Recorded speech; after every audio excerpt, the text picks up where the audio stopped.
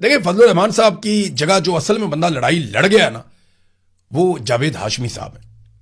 जावेद हाशमी साहब को गिरफ्तार किया गया। 79 साल उनकी उम्र है, यानी 80 साल के होने वाले हैं। उनकी सालगिरह का दिन था और जिस दिन उनकी सालगिरह थी उस दिन जावेद हाशमी साहब को उनके घर से गिरफ्तार किया गया।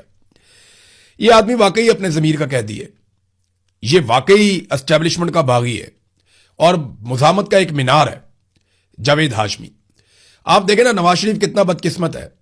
इस आदमी ने, नवाज शरीफ जब मुल्क छोड़ के चला गया डील करके परवेज मुशर्रफ से, तो यह आदमी तब भी डटा रहा, ये खड़ा रहा नवाज शरीफ के साथ, इसने लंबी जेलें काटी।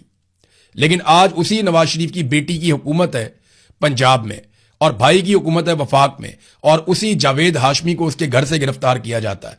कमाल नहीं कर दिया नवाज शरीफ ने, नवाज शरीफ की बेटी ने और उसके भाई ने। ये बेफैज खानदान है। ये कल को अभी ये बाजवा के खिलाफ बोलते हैं, इससे पहले औरों के खिलाफ बोलते थे, मुशर्रफ के साथ डील की, फिर मुशर्रफ के खिलाफ बोलते रहे। अभी ये कल को आसिम मुनीर के खिलाफ भी बोलेंगे। आजकल तो ये हर वक्त ये कहते हैं ना, आसिम मुनीर ये हैं वो हैं, कल को ये आसिम मुनीर के खिलाफ भी बोलेंगे। आप ये याद रखिएगा।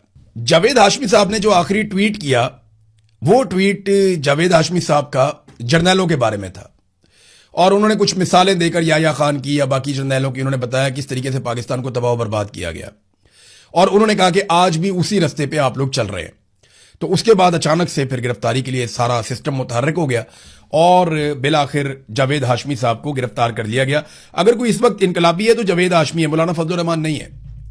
1000 मौलाना फजलुर रहमान निकलते हैं एक जावेद हाशमी में से, और जावेद हाशमी अपने मुंह से कह चुके हैं कि जो तकलीफें और जेल इमरान खान ने काटी है मैंने कभी नहीं काटी, या इतनी तकालीफ तो हमने भी कभी नहीं देखी।